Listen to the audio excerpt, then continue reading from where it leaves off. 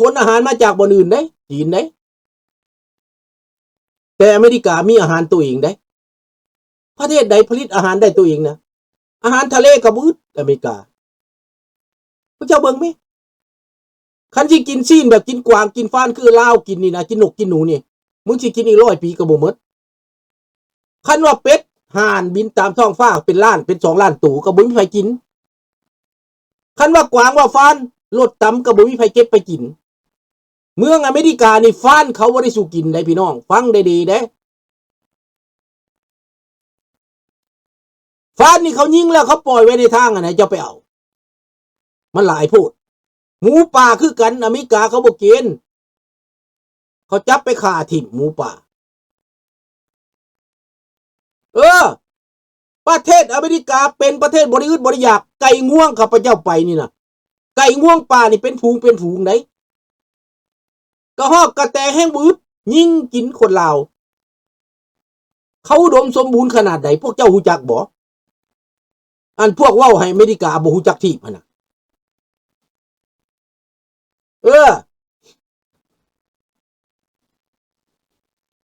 ฟางกระยางลู่ๆไล่ๆอยู่หมูป่าก็เป็นฝูงเขาบ่อึดบ่อยากเขาสิกินอย่างว่าเขาบ่อึดคันว่างัวเขาก็เป็นหมื่นเป็นแสนเขาเลี้ยงคันว่าหมูก็เป็นหมื่นเป็นแสนเขาเลี้ยงฟาร์มไก่ฟาร์มหมูฟาร์มเป็ดฟาร์มอาหารการกินเขาบ่อึดอาหารลูกหลานเอ้ยปลาในน้ำเขาบ่เป็นสิกินปลายังเขาก็กินได้เขากินตั้งแต่แซลมอนเขากินตั้งแต่ปลาสไลเปอร์อเมริกาบางคนเขาบ่กินซ้ำเฮานี่เอามาลาบมาก้อยอเมริกาบ่กินปลาคาบนี่เฮาบ่กินเลยปลาทิลาเปียเขาก็บ่กินอเมริกาหั่นน่ะฮู้จักแล้วบ่ทิลาเปียเนี่ยเอารถไปขนเอาอยู่ฟลอริดานี่เป็นรถก็ได้เป็นบ่ล่ะนั่นดังนั้นลูกหลานอย่าไปฟังคำโฆษณาส่วนเสือของพวกเราแดงอย่าไปฟังความโฆษณาความใส่ให้ป้ายสีของรัสเซียเว้าต้องเฮียนฮู้โลกตะวันตกฝ่ายเสรีนี่คนลาวมาจากเมืองลาวมาอยู่เมืองอเมริกาแล้วพี่น้องอยู่เมืองลาวได้เพิ่งได้อิงได้ลุงสุนทรามาเมืองนอกนี่นะส่งค่าคิงเสือค่าคิงมาน้อง USA ปลาตองเขาก็ยังบ่กินอเมริกาฟิลิปเพ่งสีเขาบ่กินคันเขาฮู้แล้วเขาบ่กินนะ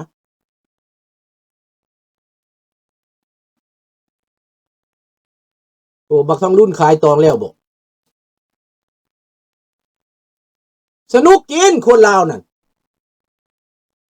คันว่าฟานก็เอามาเฮ็ดหยังมาเฮ็ดส้มเฮ็ดม่ำคนลาวเฮ็ดซีนแห้งแก้มเหล้าแก้มเบียร์คนลาวอเมริกาบ่กินอยู่ข้างบ้านข้าพเจ้าไปบ้านเสี่ยวข้าพเจ้ามันยิงฟานมา2 ตัวมันไปเล่นกีฬายิงฟานเอามาแล้วก็มาทิ่มไว้อยู่หั่นแล้วก็มาเอาเด้อมันบอกไอ้คนลาวไปเอาคนลาวก็ไปเอามาเฮ็ดหยังไปเอามาเฮ็ดหม่ำกวางมาเฮ็ดซีนแห้งมาลาบกินคนลาวลาบกินฟานได้มันซีนใหม่ๆมาลาบได้อเมริกาบ่กินจังนี้พี่น้องโอ้ยเฮาคันว่าได้กินฟานเมืองลาวหั่นนะเมืองลาวเจ้าหมายังกิน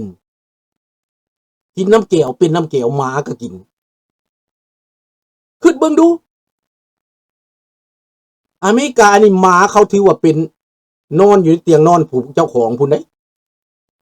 อาบน้ำใส่แชมพูสระหัวให้มันได้ดัดผมให้มันได้นุ่งเครื่องให้มันได้หมาเขาใส่น้ำหอมให้มันได้หมาเขาได้แม่นบ่เคซี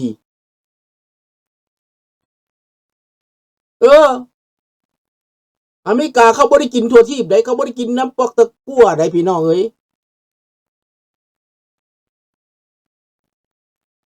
ดังนั้นความอุดมสมบูรณ์แม่นอยู่เมืองอเมริกาพี่น้องข้าพเจ้าไปยามแถวนั่นน่ะอีหยัง ใกล้กับอันนั้นนะเทิงขึ้นมาหน่อยหนึ่งนี่นะร็อกแลนด์ข้าพเจ้าไปแถวร็อกแลนด์แถวนี้นะเลขแลนด์เลขแลนด์เลขแลนด์บ่แม่นร็อกแลนด์เลขแลนด์มาอเมริกาซ้ำกับคิงแมนสอนไปแถวเลขแลนด์หมายังมีคาดสำหรับไปหาหมอได้มีโรงพยาบาลหมอได้เวลาตายไปแล้วต้องไปส่งสการได้เสียเงิน400ได้ให้เขาส่งสการให้หมาได้หมามีสิทธิ์สบายดีไอออนยูปีให้ขึ้นเอาพี่น้องแถวเล็กแลน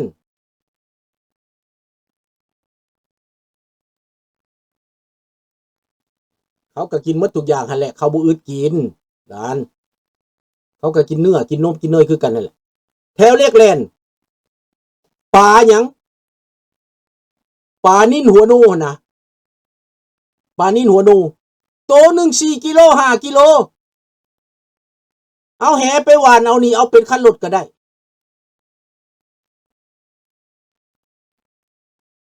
แม่นบ่ทันเคซีอยู่ลาวจนสูญพันธุ์หมดกวางฟานขี้โก้ขี้เกี้ยมกระป๋อมกระสูญพันธุ์หมด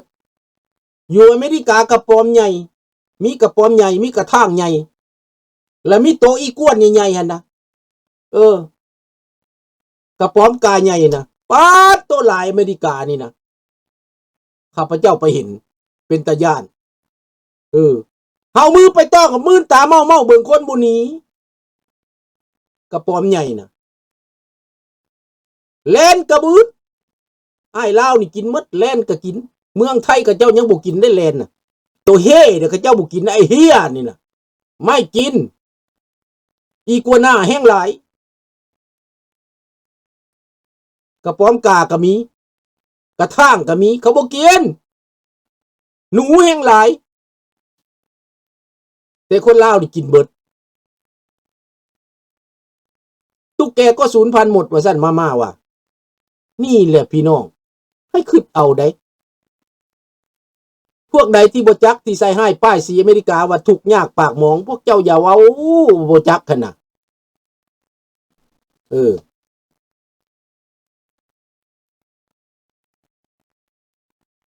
วันนี้พูดให้เข้าใจว่าอเมริกามีอาหารเยอะ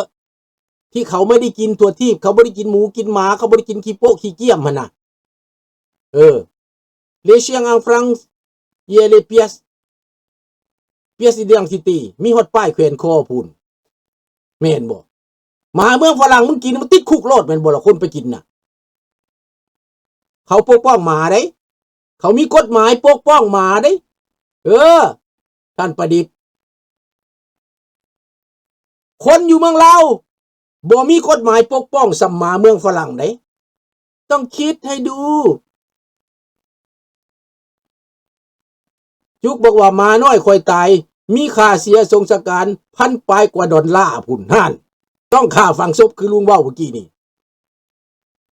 แม่นความจุกให้เสื้อนี่แม่นความจริง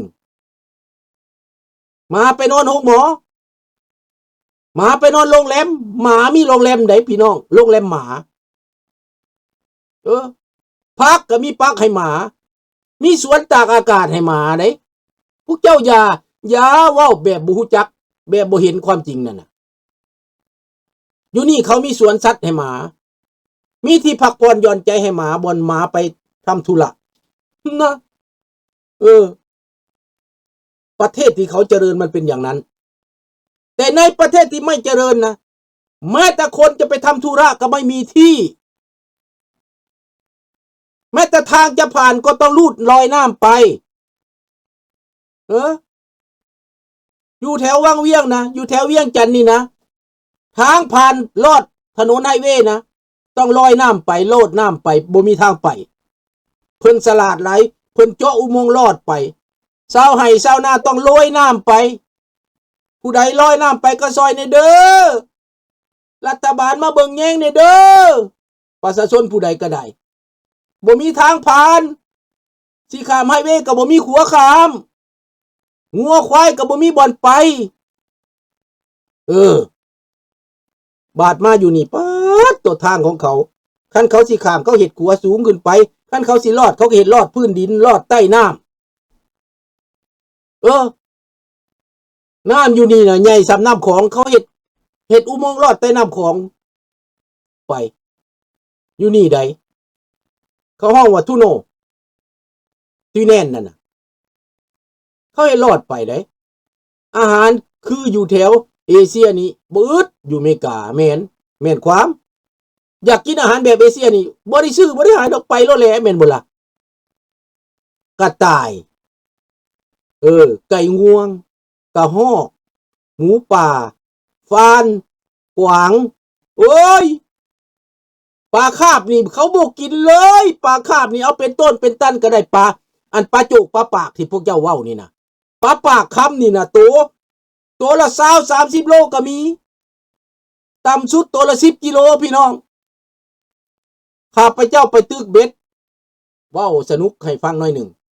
เอาเบ็ดแกงไปแล้วพักกันกินเบียร์ก็จะกลกับน้องทรายกลางคืนเอาเบ็ดข้างไว้ซื้อมา200คันเบ็ดคันนั้น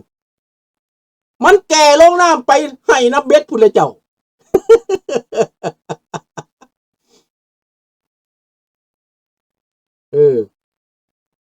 มันแก่เบ็ดไปคันละ200ปลามันใหญ่หลายมันเอาไปปลาคาบมันใหญ่ไหนบ้านเฮานี่โอ้ยเพิ่นถือว่าเป็นอาหารโอสะเพิ่นแล้วหั่นน่ะอยู่นี่เขาบ่กินปลาเขากินนี่มีแต่ปลาดีๆปลาสเตอร์เจนปลาสเตอร์เจนปลากระดูกอ่อนสเตอร์เจนฝรั่งก็ยังบ่กินนะสเตอร์เจนนี่มีแต่พวกโซเวียตกินคนลาวกินปลาสเตอร์เจนเขามาก้อยปลาดุกอ่อนเขากินแต่ไข่มันกาเวียร์มันเนาะเบิดอีหยังก็ได้อยู่นี่นะปลาปากนี่แล้วแหละบ่กินแหละไปเบิ่งโลดอยู่นี่อยู่โตรอนโตนี่เขาเลี้ยงปลาปากนั่นปอดมือลงไปมาฆ่าพอนมือพุ่นตัวบักใหญ่เนาะเอาละมื้อนี้ก็มาเว้าเรื่องเปรียบเทียบให้ความเข้าใจให้ฟังจะถ่ายทอดออกมาในความจริงทั้งหมดให้พี่น้องเอาไปคิดพิจารณาว่าอันเขาใส่ให้ป้ายสีว่าอเมริกาเป็นชั้นเป็นจังซี่จริงแล้วพวกนั่นเป็นพวกปั้นน้ำเป็นตอนใดพี่น้องเลยดังนั้นแหละให้คิดพิจารณาเนาะแต่ว่าสงครามโลกครั้งที่3นี่ข้าพเจ้าคิดว่าใกล้เข้าทุกทีได้เพราะรัสเซียบ่มีทางออกรัสเซียบ่มีทางออกก็มันสิเกิดได้มันบ่มีทางลงบาดนี้เยอรมันปัดอนุญาตให้ยิงตอรัสได้แล้วตอรัสยิงไปนี่500 กิโลเมตรได้แม่นยำได้อำนาจสูงได้สบายดีวันทิงทูโนเนาะลุงใกล้สิปิดแล้วเพราะว่ามานานเติบแล้ว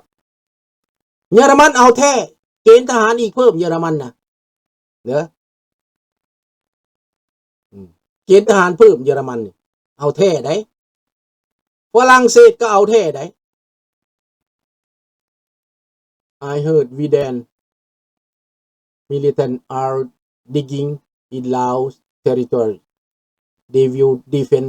themselves แม่นสบายดีทุกคนเนาะอำลาพระจากเท่านี้มื้อนี้เว้ามานานแล้วกับเปรียบเทียบไปเห็นเบิดทุกอันทุกแนวแล้วพี่น้องเป็นเรื่องความจริงที่ลุงเว้าดิบ่แม่นตื่มใส่บ่แม่นโพดมันเป็นเรื่องจริงอันนกหนูปูปีกสิไปยิงขึ้นคือเมืองลาวเฮาน่ะโอ้ยมีแต่นกตัวใหญ่ๆนกเขาก็บ่มีไผกินนกเป็ดก็บ่มีไผกินเป็ดป่าเป็ดเทพก็บ่อึดเข้ากินอุ้ยเขาบ่กินบ่อึดแต่บ่อยากแม่นบ่อามิโกมันบึดจักสิกินหยังนั่นแหละเมืองลาวถามว่าสิเอาหยังน้อกินเนาะแต่อยู่นี่ถามว่าสิกินหยังเนาะเนาะ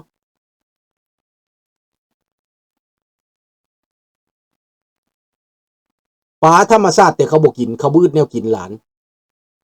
ปลาปากนี่เขาบ่กินจักดีเขากินแต่ปลาแนวดีๆสุดยอดปลาปากปลา